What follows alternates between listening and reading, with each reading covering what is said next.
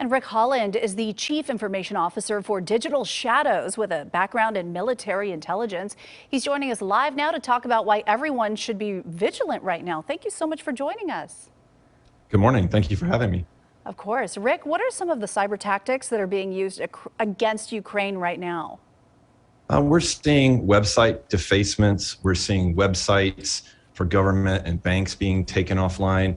And then most troublesome is we're seeing destructive, what we call wiper malware attacks that are designed to erase computers and make them inoperable. That's pretty scary. Well, how are these tactics having an impact on the crisis? And are certain industries or businesses being targeted? Well, the one thing I would say for all of your viewers to keep in mind is we're not looking at a cyber Pearl Harbor right now. I think that's really, really important, and to not be hyperbolic about it.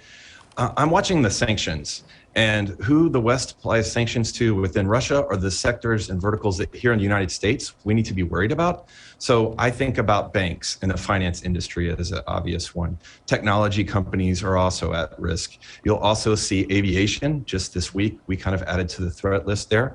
So that's the primary focus. But again, I just want to stress the sky is not falling. It is not time to panic. Yes, we're known for having some of the best cybersecurity people working for the U.S., but should we be concerned? Everyday, consumers, are we at greater risk?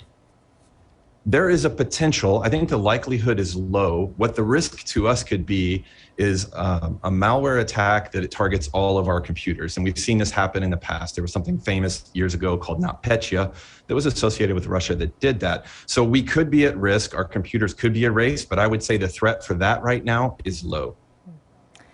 And what should our domestic industries be on the lookout for? Are there any particular cyber weapons preferred by these Russian hackers? Well, the U.S. government's doing a really good job of providing information and the details on what we call the tactics, techniques, and procedures that the threat actors are using. So we have their playbook. Essentially, the government is sharing their playbook with the U.S. defense industry and the private sector. And so companies like myself are helping companies implement these types of things to try to minimize the risk.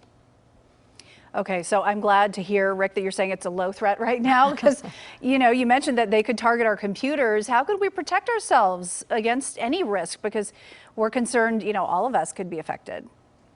Well, it's a really good point that you make about any risk, because the things I'll recommend will protect you against ransomware, Russia, things along those lines. There's security hygiene, they're basics. And kind of like with health, sometimes we don't want to go get physicals and we don't want to have proactive exams and things like that, but we can be proactive, protect ourselves against identity theft as well as Russian hackers. So there's several things that I recommend to people. The first thing I would say is back up your data.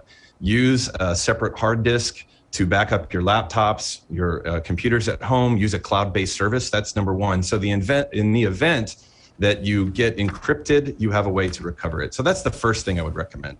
The second thing I recommend is using a unique password. There's tools, they're called password managers. They're much more easy to use than they were when they first came out 10 years ago. And that will allow you to have a unique password to all of your different accounts. And certainly you want to do that with your financial accounts. And the final one, and this is just sage advice, it's eternal advice, is don't click on links. You have an email, perhaps an email that's talking about fundraising for a charity for the Ukraine. Instead of clicking on that link, go to that charity's website and read their information there, because cyber criminals, Russia will use these, what we call social engineering attacks, these phishing lures to get us to click on things. And that's when bad things can start to happen. Great advice, Rick. Thank you so much for taking the time to join us this morning. We appreciate your insight and your expertise. Thank you very much.